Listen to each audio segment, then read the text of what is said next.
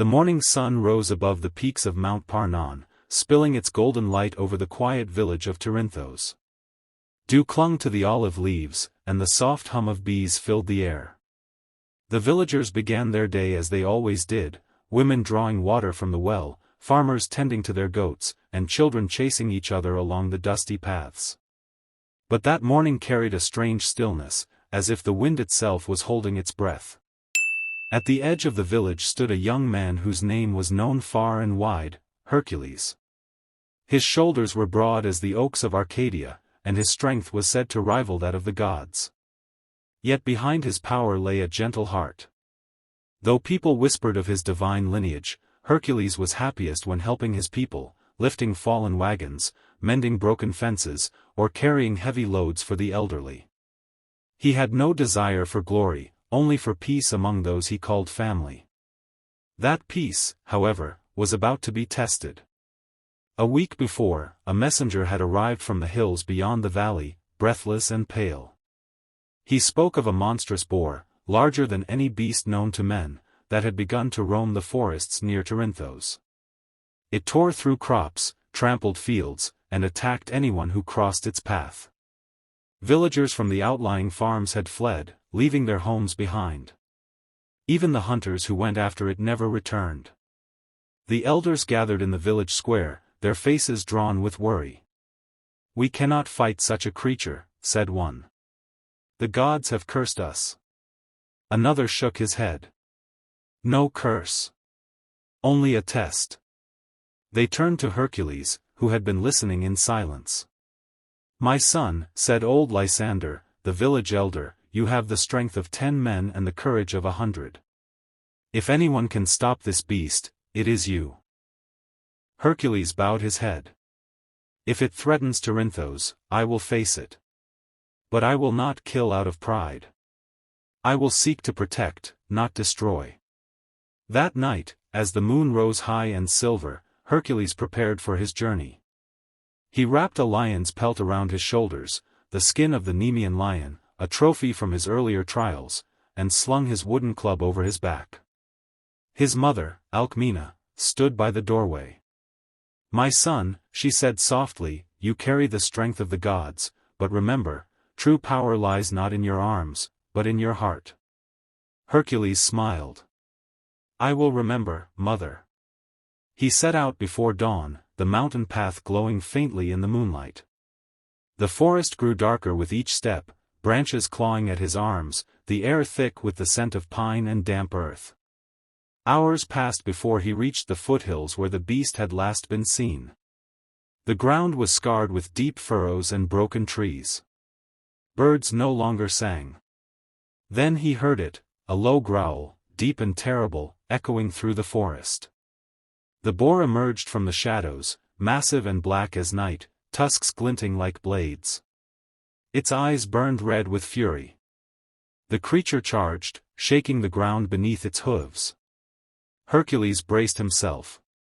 With one mighty leap, he dodged aside, his club swinging down hard across the beast's flank. The blow would have crushed a boulder, but the boar only staggered, bellowing with rage. Again it charged, and this time it struck him full in the chest. Hercules rolled through the dirt, breath knocked from his lungs. "By Zeus," he muttered, rising to his feet. "You are no ordinary creature." He circled the beast, watching how it moved, how it breathed. He saw pain in its eyes, anger, yes, but not mindless fury. It was wounded, a broken spear jutting from its side. "You're hurt," Hercules whispered. "You attack because you suffer." The boar pawed the ground, snorting steam. Hercules dropped his club and held out his hands. "I will not harm you," he said. "Let me help." The beast hesitated. For a moment, the forest seemed to still. Then, with a snarl, it lunged again. Hercules rolled aside, grabbing its tusk and twisting. The boar's weight drove him backward, but he held firm, muscles straining.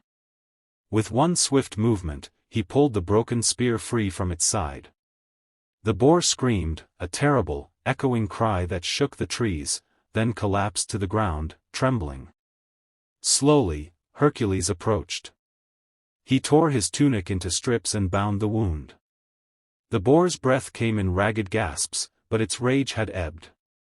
It looked up at him, no longer as an enemy, but as a creature exhausted and in pain. For hours, Hercules stayed beside it, washing the wound in a nearby stream. He built a fire and sang softly, songs his mother used to sing when he was a boy. As the stars moved across the sky, the beast's breathing steadied. When dawn came, the first rays of sunlight touched its hide, and it stood again, head bowed as if in thanks. "Go," Hercules said gently. "The mountains are your home, not our fields. I will tell the villagers to leave your forest in peace." The boar turned and disappeared into the trees. Hercules returned to Corinthos at midday. The people gathered around him, expecting tales of battle and victory. But he told them instead of what he had seen, the wound, the fear, the suffering of the beast. Zeus's voice rumbled like thunder. "A mortal child dares enter Olympus? Speak, boy. Why should we hear you?" Lysander trembled but did not bow. "Because my people are suffering. Our wells are dry, our crops are gone. We have done nothing to anger you, yet the mountain burns. I came to ask for your mercy." Athena leaned forward, curiosity gleaming in her eyes. "You climbed the mountain alone? How did you survive?" "I met a wolf," Lysander said honestly. "I shared my bread, and it led me safely here." Apollo smiled faintly. Kindness to beasts. A rare trait among mortals. But Zeus's expression darkened. "The mountain's suffering is not from us," he said. "There is something darker at work." He raised his hand, and the air shimmered. A vision appeared, a shadow writhing beneath the mountain, shaped like a serpent made of smoke. "The serpent of night," Zeus said gravely. "It feeds on fear and anger. When mortals lose hope, it grows stronger. That is why your village withers." Lysander's heart clenched. "Then let me fight it," he said. The gods murmured in surprise. A mortal boy challenged the serpent of night? But Athena smiled. Courage and compassion, two weapons stronger than any sword. Zeus stood, his presence filling the hall with lightning. "Very well, boy of Olympus. We will grant you our blessings. But remember, strength alone will not save you." Zeus touched the lightning-shaped token in Lysander's hand, and it blazed with golden light. "My power shall shield you from darkness." Athena placed a feather from her owl in his hair. "Wisdom shall guide your choices." And Apollo laid his hand upon Lysander's heart. "Let light dwell within you, for where light shines, darkness fades." Then, in a flash of light, Lysander found himself standing deep within the mountain.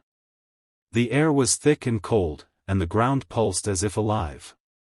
From the shadows rose the serpent of night, massive, black as smoke, eyes burning red. Its hiss echoed like thunder. One winter, when the snows came heavy and the harvest failed, the villagers gathered again in the square. Hunger loomed, and the people feared for their children. Hercules stood before them, calm as the mountains behind him. "We will not despair," he said. "We will share what we have, and I will go to the neighboring valleys for help." He set out once more, crossing frozen rivers and icy ridges. His hands bled, and his breath burned in the cold, but he did not stop. In each village he visited, he told them of Corinthos' plight, and the people, moved by his words and his compassion, gave what they could. By the time he returned, leading carts of grain and bread, the villagers wept with joy. "You have saved us again," they said. Hercules smiled faintly. "Not I alone," he replied. "Kindness travels faster than any man. You gave it first, and it returned to you." That winter ended in peace. When spring came, the hills bloomed brighter than ever before. The people built a small shrine at the edge of the forest, not to worship Hercules, but to honor the bond between man and nature, strength and mercy. Years later, when Hercules had long departed to face greater trials, travelers who passed through Corinthos would hear the villagers speak his name not as a warrior's legend but as a tale of kindness. They would tell of a man who could break mountains with his hands but chose instead to mend what was broken. And in the quiet of the forest, when the moonlight touched the earth, some swore they could still see the great boar standing among the trees, watching over the village it once feared, as if remembering the man who taught it mercy. Because true heroism, the people of Corinthos would say, is not found in battle or glory. It is found in the gentle heart that chooses to protect rather than destroy, to heal rather than harm. And so the story of Hercules who saved his village lived on, not as a tale of conquest, but as a song of compassion, echoing through time like the wind that rustled the olive trees of Corinthos.